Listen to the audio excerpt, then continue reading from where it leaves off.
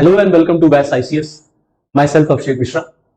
Now, Delhi के ऊपर जो सुप्रीम कोर्ट का लेटेस्ट जजमेंट आया, दिल्ली गवर्नमेंट और एलजी के बीच जो टसल रहती है, उसमें सुप्रीम कोर्ट ने बहुत हद तक स्पष्ट कर दिया है, चीजों को क्लियर कर दिया है कि who is the real boss इन दिल्ली, कि दिल्ली का रियल बॉस कौन है, दिल्ली में रियल पावर्स किसके पास हैं, सर्विसेज किसके पास हैं और दिल्ली गवर्नमेंट और एलजी के बीच में क्या रिलेशन होना चाहिए। तो क्लियर कट एकदम सुप्रीम कोर्ट ने बोला है that Delhi is unique among UTs and the Supreme Court gives state total control over the services in NCT National Capital Territory। तो 5 जजों की बेंच ने ये वर्डिक्ट सुनाया, ये फैसला सुनाया, हिस्टोरिक जजमेंट सुनाया और ऑब्वियसली बात है कि ये फैसला जो है वो दिल्ली सरकार के फेवर में आया है। तो एज एक्सपेक्टेड दिल्ली गवर्नमेंट जिस चीज के लिए लड़ रही थी वो चीज उसको मिल गई है।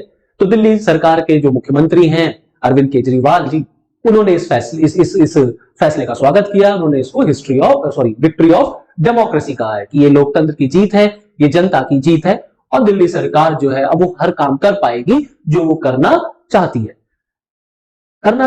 ठीक है, ये सब बातें तो अपनी राजनीतिक तौर पर होती रहती हैं, बट मेरा ये मानना है कि दिल्ली सरकार के पास अधिकारों के साथ साथ अब कर्तव्य भी आ गए हैं, ड्यूटीज भी आ गई, मोर राइट्स इंपोज, मोर रिस्पॉन्सिबिलिटीज अब आपको परफॉर्म करके दिखाना पड़ेगा। क्यों? क्योंकि अभी तक आप जिस तरीके से कह देते थे कि एलजी साहब हमें काम नहीं करने दे रहे हैं, भारत सरकार हमें काम नहीं करने दे रही, अब फाइनली अरविंद केजरीवाल जी, दिल्ली गवर्नमेंट वो नहीं कह पाएगी। क्यों? क्योंकि उसको जो चीज चाहिए थी, जिस चीज के लिए वो लड़ रही थी, वो सुप्रीम कोर्ट ने उसको दे दिया। अब लीजिए, अब आप ब्यूरोक्रेसी अब आपके अंडर, अधिकारी अब आपके अंडर, अब परफॉर्म करके दिखाइए, अब पब्लिक के लिए वो हर काम करके दिखाइए जो आपने वादे किए हैं। तो अब आप बहानेबाजी नहीं कर पाएंगे। अब जो भी आपकी रिस्पॉन्सिबिलिटीज है, यू हैव टू परफॉर्म, आपको करके दिखाना है। तो फाइनली अब चीजें जो एकदम क्लियर कट हो गई हैं। बट ये जो लड़ाई चली, ये जो चीजें रही, जो दिल्ली का मैटर सुप्रीम कोर्ट तक पहुंचा, जिसमें एलजी साहब को बोल दिया गया है that LG will be bound by the decisions of the Delhi government और एलजी जो है वो दिल्ली सरकार के एड और एडवाइस पर काम करेगा और दिल्ली सरकार को पूरा अधिकार है रूल्स एंड रेगुलेशन बनाने का, सर्विसेज जो भी हैं, ऑफिसर जो है उनको कंट्रोल करने का। 3 ऐसे सब्जेक्ट्स हैं जिसको दिल्ली सरकार से बाहर रखा गया है, जो केंद्र सरकार के पास है या एलजी के पास है। 1 is your public order, 2 is your police and 3 is your land. ये ऐसे एरियाज हैं जो आज भी एलजी साहब के ही पास रहेंगे। ये जो ओवरऑल विवाद रहा, ये कैसे शुरू हुआ? देखिए, ये लड़ाई तो बड़ी पुरानी है। 2015 से जब अरविंद केजरीवाल जी की सरकार फुल फ्लैग मेजॉरिटी में बनी, तब से ये लड़ाई जो है वो और तेजी से बढ़ने लग गई और अरविंद केजरीवाल साहब का जो रिलेशन रहा है एलजी के साथ, वो हमेशा बड़ा टसल का, विवादों का रहा है। अक्सर चर्चा में बना रहता है कि एलजी साहब जो है, इस मुख्यमंत्री जी जो है अरविंद केजरीवाल साहब, उनकी इस एलजी से लड़ाई चल रही है, उस एलजी से लड़ाई चल रही है। तो चाहे वो नजीर जंग साहब रहे हो, चाहे वो बैजल साहब रहे हो, चाहे वो वर्तमान में सक्सेना साहब हो, तीनों एलजीज के साथ अरविंद केजरीवाल का पंगा, उनकी लड़ाई चर्चा का विषय बनी हुई थी। और ये लड़ाई हो क्यों रही थी? इसी वजह से क्योंकि अक्सर अरविंद केजरीवाल जी का कहना था कि एलजी जो है वो उन्हें काम नहीं करने दे रहे, क्योंकि एलजी जो है वो भारत सरकार के इशारे पर काम कर रहा है और भारत सरकार दिल्ली की जनता की सेवा नहीं करने दे रही है अरविंद केजरीवाल को। तो अरविंद केजरीवाल जी सारा मैटर लेकर के हाईकोर्ट पहुंच गए, वहां से फिर वो सुप्रीम कोर्ट गए। तो मामला इस तरीके से हुआ कि 2015 में यूनियन गवर्नमेंट ने, यूनियन होम मिनिस्ट्री ने एक नोटिफिकेशन जारी कर दिया, जिसमें यह कहा गया that LG of the Delhi shall exercise control over the services. जो एलजी होगा दिल्ली का, वही सारी सेवाओं पर अपना कंट्रोल स्थापित करेगा। ये यूनियन होम मिनिस्ट्री का एक नोटिफिकेशन आ गया। ऑब्वियसली बात है, दिल्ली सरकार को ये पसंद नहीं आएगा, क्योंकि दिल्ली सरकार तो हमेशा से ही चाह रही है कि पुलिस, ब्यूरोक्रेसी सब उसके अंडर में आए, तब वो जनता की रियल सेवा कर पाएगी, तब वो जनता के लिए काम कर पाएगी। और क्योंकि वो है नहीं उसके पास, तो वो परफॉर्म नहीं कर पा रही, वो काम नहीं कर पा रही है। ऊपर से 2015 में नोटिफिकेशन आ गया, तो दिल्ली सरकार ने इसको दिल्ली हाईकोर्ट में चैलेंज कर दिया और 2017 में दिल्ली हाईकोर्ट ने इस नोटिफिकेशन को अपहेल्ड कर दिया, सही ठहरा दिया। 2018 में सुप्रीम कोर्ट का जजमेंट आया, क्योंकि ये मैटर फिर सुप्रीम कोर्ट गया, सुप्रीम कोर्ट का जजमेंट आया। अब सुप्रीम कोर्ट का जब जजमेंट आया तो उसमें कहा गया कि Delhi LG is bound by the aid and advice of the elected government, और दोनों एलजी और दिल्ली सरकार दोनों को हार्मोनियसली काम करना चाहिए, एक दूसरे के साथ सौहार्द, पीसफुल एनवायरनमेंट में काम करना चाहिए, जिससे अल्टीमेटली पब्लिक का नुकसान ना। बट यहां पर भी अभी 2018 में सुप्रीम कोर्ट ने सर्विसेज पर कुछ नहीं बोला कि सेवाएं किसके अंडर में आएंगी। ये बात तो स्पष्ट कर दिया सुप्रीम कोर्ट ने, जो अरविंद केजरीवाल जी की शिकायत थी कि कौन रियल पावरफुल है, दिल्ली गवर्नमेंट रियल पावरफुल है कि एलजी। तो सुप्रीम कोर्ट ने 18 में यह कह दिया कि एलजी जो है दिल्ली का वो बाउंड होगा इलेक्टेड गवर्नमेंट के एडवाइस पे काम करने के लिए। But what about services, bureaucracy कैसे काम करेगी? वो तो एलजी के अधीन है, एलजी साहब उसका ट्रांसफर कर रहे हैं, तबादला कर रहे हैं बिना दिल्ली के मुख्यमंत्री को बताए, पूछे, उनसे परामर्श किए। और दिल्ली सरकार अगर किसी अधिकारी को पनिश करना चाहे, उसको परफॉर्म करवाना चाहे, उससे तो करा नहीं पा रही। तो अगर ब्यूरोक्रेसी से हम काम नहीं ले पाएंगे तो हम पब्लिक के लिए कैसे काम करेंगे, कैसे परफॉर्म करके दिखाएंगे? मैटर तो फंस गया। और फिर सुप्रीम कोर्ट ने सर्विसेज का जो इशू था उसको 2 जज की बेंच को दिया कि 2 जज बेंच जो है वो इस मैटर को पूरा देखेगी। इन 2019 में 2 जजों की बेंच का फैसला है, वो स्प्लिट वर्डिक्ट था। वो स्प्लिट वर्डिक्ट था कि जजेस की जो सर्विसेज हैं, एक जज का कहना था कि वो एलजी के अंडर रहेगा, एक जज का कहना था कि वो दिल्ली गवर्नमेंट के अंडर में रहेगा। फाइनली इसको 3 जजों की बेंच में भेजा गया और फिर ये फाइनली कॉन्स्टिट्यूशनल बेंच में गया और अभी इस पर 5 जजों की बेंच का फैसला आ गया, जिसमें कहा गया कि सर्विसेज जो हैं वो रियल गवर्नमेंट के अंडर रहनी चाहिए और डेमोक्रेसी में the real power of administration must reside in the elected arms of the state according to the supreme court. Judgment पढ़ते समय, जजमेंट देते समय सुप्रीम कोर्ट ने कहा कि लोकतंत्र में जो रियल पावर है एडमिनिस्ट्रेशन की वो इलेक्टेड गवर्नमेंट के ही पास होनी चाहिए, क्योंकि जो पब्लिक है उसने ही गवर्नमेंट को इलेक्ट किया है और जो इलेक्टेड गवर्नमेंट है वो रिस्पॉन्सिबल है किसके लिए? जनता के लिए।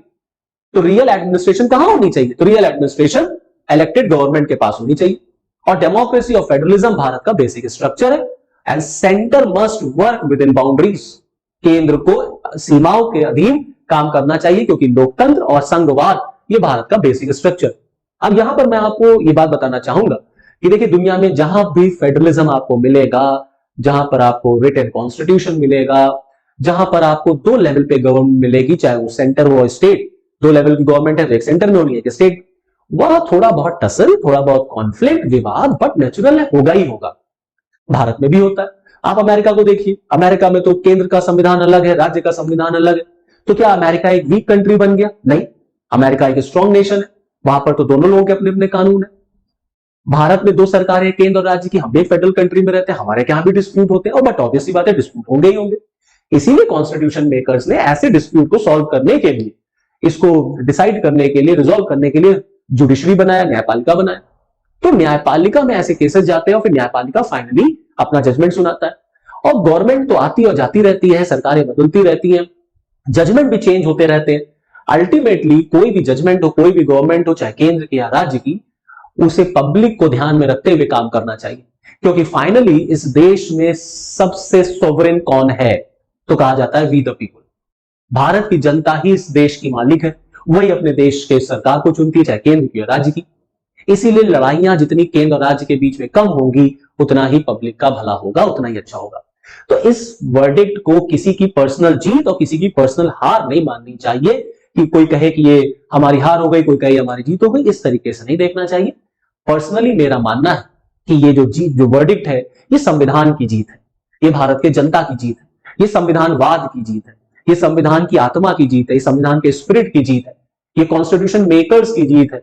और सुप्रीम कोर्ट ने जो ये जजमेंट दिया है, कहीं ना कहीं ये शो करता है कि हमारे देश में न्यायपालिका बहुत ही इंपॉर्टेंट रोल प्ले करती है। इससे लोगों का विश्वास न्यायपालिका में और बढ़ेगा। इस जजमेंट के बाद लोगों का फेथ न्यायपालिका में और इंक्रीज होगा। तो कहीं ना कहीं संविधान को स्थापित करने की कोशिश न्यायपालिका ने की है, जब न्यायपालिका ने ये लड़ाई को बंद करने के लिए कहा और अपने अपने दायरे में काम करने के लिए कहा कि एलजी साहब जो है वो केंद्र की तरफ से नॉमिनेटेड होते हैं, तो उनको एड और एडवाइस पे काम करना है। क्योंकि दिल्ली जो है ना, कोर्ट ने कहा कि जो दिल्ली है वो बड़ा एक यूनिक फीचर है हमारे देश का, और जो दिल्ली है it has a unique relation with the union government. तो सुप्रीम कोर्ट ने अपने जजमेंट में कहा that NCT having a sui generis federal model and it shares a unique federal relationship with union and it doesn't mean that NCT is subsumed in a unit of union merely because it is not a state। तो बड़ा एक unique relation है भारत सरकार, union का और दिल्ली का।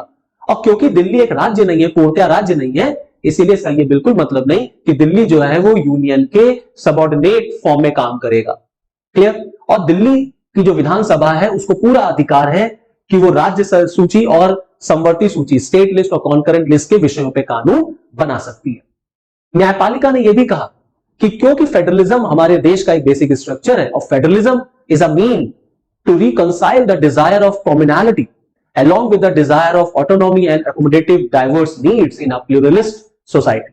Court ने यहां पर भारत की यूनिटी इन डाइवर्सिटी का जिक्र किया, समाज में जो विविधता है, जो प्लूरलिज्म है, उसका जिक्र किया कि इसको बचाए रखने के लिए इनके नीड्स को एकोमोडेट करना बहुत जरूरी है। इसलिए फेडरलिज्म में केंद्र और राज्य का दोनों का मिलकर काम करना अपने अपने एरियाज में बहुत जरूरी है। अब जब ये जजमेंट सुनाया गया, जब ये विवाद न्यायपालिका में चल रहा था, इस पर डिबेट हो रहे थे, डिस्कशन हो रहा था, तो भारत सरकार की तरफ से भी आर्ग्यूमेंट्स दिए गए। तो मैं आपको बताना चाहूंगा कि गवर्नमेंट ऑफ इंडिया ने क्या आर्ग्यूमेंट दिया। तो गवर्नमेंट ऑफ इंडिया का कहना था कि देखिए ऐसा है कि क्योंकि किसी भी यूनियन टेरिटरी की सर्विसेज जो है वो यूनियन टेरिटरी के अंडर नहीं आती, सब यूनियन के अंडर आती है। तो दिल्ली में भी जो सर्विसेज है वो यूनियन गवर्नमेंट के अंडर आनी चाहिए। और क्योंकि दिल्ली जो है वो नेशनल कैपिटल है, फेस ऑफ द नेशन है, तो वहां पर भारत सरकार, संघ सरकार का अधिकार ज्यादा होना चाहिए और सर्विसेज जो है वो गवर्नमेंट ऑफ इंडिया के कंट्रोल में आनी चाहिए, ना कि राज्य के। लेकिन सुप्रीम कोर्ट ने इस लॉजिक को मानने से मना कर दिया। कोर्ट ने कहा नहीं, ये नहीं होगा, क्योंकि दिल्ली जो है वो एक यूनिक फीचर है हमारे संविधान का, हमारे देश का। वो बाकी और यूनियन टेरिटरीज की तरह नहीं है। वो यूनियन टेरिटरी जरूर है, लेकिन उसमें एक इलेक्टेड गवर्नमेंट भी है, उसमें विधानसभा भी है। और अगर आपको दिल्ली सरकार को सर्विसेज नहीं देनी, दिल्ली सरकार को अधिकार नहीं देना, तो आपको इलेक्टेड गवर्नमेंट की क्या जरूरत है? फिर विधानसभा को हटा दीजिए, इलेक्टेड गवर्नमेंट को हटा दीजिए। क्योंकि अगर आपने इलेक्टेड गवर्नमेंट बना रखी है, वहां पर जनता ने चुना है, तो आपको वहां के एस्पिरेशंस, आपको रीजनल एस्पिरेशंस को भी समझना पड़ेगा। तो कोर्ट ने कहा दैट रिकॉग्नाइजिंग रीजनल एस्पिरेशंस, न्यायपालिका ने रीजनल एस्पिरेशंस का जिक्र किया। बहुत बड़ी बात सुप्रीम कोर्ट ने ये बोली कि रीजनल एस्पिरेशंस को अगर आप रिकॉग्नाइज करेंगे तो that will strengthen the unity of the country and embodies the spirit of democracy. तो वो देश की एकता को बढ़ाएगा, लोकतंत्र की आत्मा को मजबूत करेगा, लोकतंत्र हमारा मजबूत होगा। क्योंकि लोकतंत्र क्या है?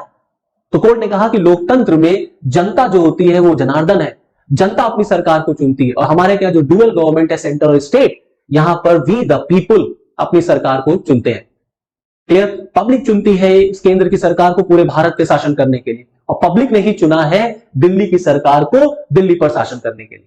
तो दिल्ली पर शासन करने के लिए जब दिल्ली की सरकार को दिल्ली की जनता ने चुना है, तो उस जनता की सेवा करना, उस जनता की भलाई करना, वेलफेयर करना, ये दिल्ली सरकार की प्राइम रिस्पॉन्सिबिलिटी है। और दिल्ली सरकार जो ये कह रही है कि वो ये काम तभी कर पाएगी जब सर्विसेज उसके अंडर में आएंगी। इसीलिए सर्विसेज जो है वो इलेक्टेड गवर्नमेंट के अंडर में चली जानी चाहिए।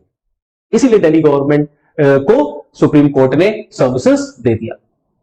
क्लियर? अब यहां न्यायपालिका ने यह भी बोला that a democratically elected government can perform only when there is an awareness on the part of officers of the consequences which may ensue if they don't perform. कि डेमोक्रेटिकली इलेक्टेड सरकार देखिए तभी परफॉर्म कर पाएगी जब वहां के officers के बीच इस बात को लेकर अवेयरनेस हो, उनको ये पता हो कि अगर हम परफॉर्म नहीं करेंगे तो इसका कॉन्सिक्वेंस क्या होगा। अगर उत्तर प्रदेश में कोई अधिकारी, कोई आईएएस अधिकारी है और वो परफॉर्म नहीं कर रहा है, डीएम है, सचिव है कहीं का, वो परफॉर्म नहीं कर पा रहा, तो उत्तर प्रदेश के मुख्यमंत्री के पास ये राइट है कि वो उसको ट्रांसफर कर दे, उसको सस्पेंड कर दे, उसके खिलाफ कोई एक्शन ले ले। बट दिल्ली में तो दिल्ली गवर्नमेंट ये कर ही नहीं सकती। So if the officer feel that they are insulated from the control of the elected government which they are serving, then they become unaccountable. Very important point. Then they become unaccountable and may not show commitment towards their performance. अगर अधिकारी को ये पता है कि जिस सरकार के अधीन वो काम कर रहे हैं उस सरकार का उसके ऊपर कंट्रोल नहीं है, तो वो अधिकारी जो है वो अकाउंटेबल नहीं होगा और वो फिर अपना कमिटमेंट शो नहीं करेगा, परफॉर्म नहीं करेगा। और जब परफॉर्म नहीं करेगा तो डेमोक्रेसी का जो बेसिक फीचर है वो कहीं ना कहीं वैनिश हो जाएगा, धुंधला पड़ जाएगा, खो जाएगा, और सरकार जो है वो जनता की भलाई के लिए काम नहीं कर पाएगी। इसलिए सर्विसेज जो है वो दिल्ली में दिल्ली गवर्नमेंट के अंडर आनी चाहिए। यहां पर सुप्रीम कोर्ट ने आर्टिकल के कॉन्स्टिट्यूशन के आर्टिकल 239AA का भी जिक्र किया, क्योंकि article 239AA establishes a legislative assembly for national capital and the seats in the assembly are filled by direct election from the constituencies of national capital territory, and the legislative assembly of national capital territory embodies the constitutional principle of representative democracy similar to the legislative assembly of the state। जैसे राज्यों की विधानसभाएं directly elect होती हैं, ऐसे दिल्ली की विधानसभा के members directly elect होते हैं। तो वो जो मेंबर्स इलेक्ट हुए हैं, जो एमएलए हैं, जो विधायक हैं, जो सरकार बना रहे हैं, और जो मंत्री हैं, उस मंत्री को अपनी जनता के लिए, उस विभाग को अपने पब्लिक के लिए काम करके दिखाना है। 5 साल के बाद फिर इलेक्शन होगा तो पब्लिक आपसे पूछेगी, तो आप परफॉर्म कब करके दिखाएंगे? जब ब्यूरोक्रेसी आपके अंडर में होगी, जब ब्यूरोक्रेसी मिनिस्ट्री के लिए रिस्पॉन्सिबल होगी, मिनिस्ट्री सीएम के प्रति जिम्मेदार होगा और CM and the whole government collective responsible होगी towards the people of that particular state और towards the people of the country. तब ये जो ट्राई या जो ये 3 स्तरीय जो 3 लेवल्स पर रिस्पॉन्सिबिलिटीज हैं वो फुलफिल हो पाएंगी। And the spirit of cooperative federalism, the union of India must exercise its powers within the boundaries created by the constitution। अगर कोऑपरेटिव फेडरलिज्म की बात की जाए, सहयोगी संघवाद की, तो न्यायपालिका ने कहा कि सहयोगी संघवाद के लिए बहुत जरूरी है कि जो यूनियन है उसे अपनी बाउंड्रीज में रहते हुए अपनी पावर्स को एक्सरसाइज करना चाहिए। जो संविधान ने उसको दिया है उसी पावर्स का वो एक्सरसाइज करे। The ruling said that the lieutenant governor, the LG, may act in his discretion only in 2 matters। न्यायपालिका ने कहा कि एलजी जो है वो केवल 2 ही विषयों पर अपने डिस्क्रिशन का इस्तेमाल कर पाएगा। पहला, where the matter deals with the issue which are beyond the powers of the legislative assembly and where the president has delegated the power and function to the LG in relation to such matters, and secondly, matter which by law requires him to act in his discretion or where he is exercising judicial or quasi judicial function। ऐसे विषय जो विधानसभा के परे होंगे, उनके अधिकारों के परे होंगे और जहां राष्ट्रपति ने एलजी को ये अधिकार, ये शक्तियां दी होंगी, उन विषयों पर एलजी जो है अपने डिस्क्रिशन का यूज कर पाएगा।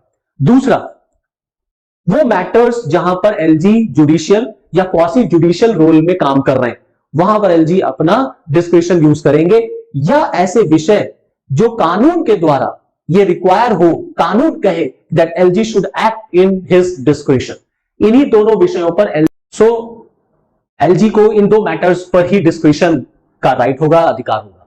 तो फाइनली अब सुप्रीम कोर्ट के जजमेंट के बाद पिक्चर तो ऑलमोस्ट क्लियर ही हो गई है कि सर्विसेज जो है वो दिल्ली गवर्नमेंट को मिल गई।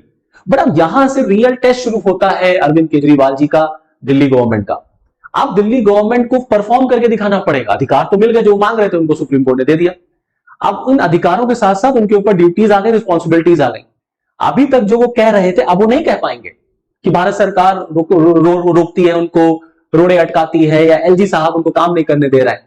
अब फिर चाहे वो मोहल्ला क्लिनिक हो, चाहे वो अपॉइंटमेंट्स की बात हो, चाहे वो XYZ कोई बात हो, अब दिल्ली सरकार को काम करके दिखाना होगा। अब दिल्ली गवर्नमेंट को पब्लिक के लिए काम करना होगा और ऐसी ब्यूरोक्रेसी, ऐसा सिस्टम, ऐसी गवर्नेंस उनको सेटअप करनी पड़ेगी जिसका उन्होंने वादा किया था। जिन वादों से वो राजनीति में आए हैं, उन वादों को उन्हें पूरा करना पड़ेगा। अब उन्हें एक रिस्पॉन्सिबल, एक ट्रांसपेरेंट, एक corruption free bureaucracy, government system implement करना पड़ेगा। तब सुप्रीम कोर्ट के इस जजमेंट को लेटर और स्पिरिट में हम इंप्लीमेंट कर पाएंगे और तब हम कहीं जाकर के एक डेवलप्ड, एक एम्पावर्ड दिल्ली क्रिएट कर पाएंगे। अदरवाइज पे तो जैसे जजमेंट है आते रहते हैं, वैसे ये भी जजमेंट एक आ जाएगा। So this is all from this video lecture. Okay, thank you.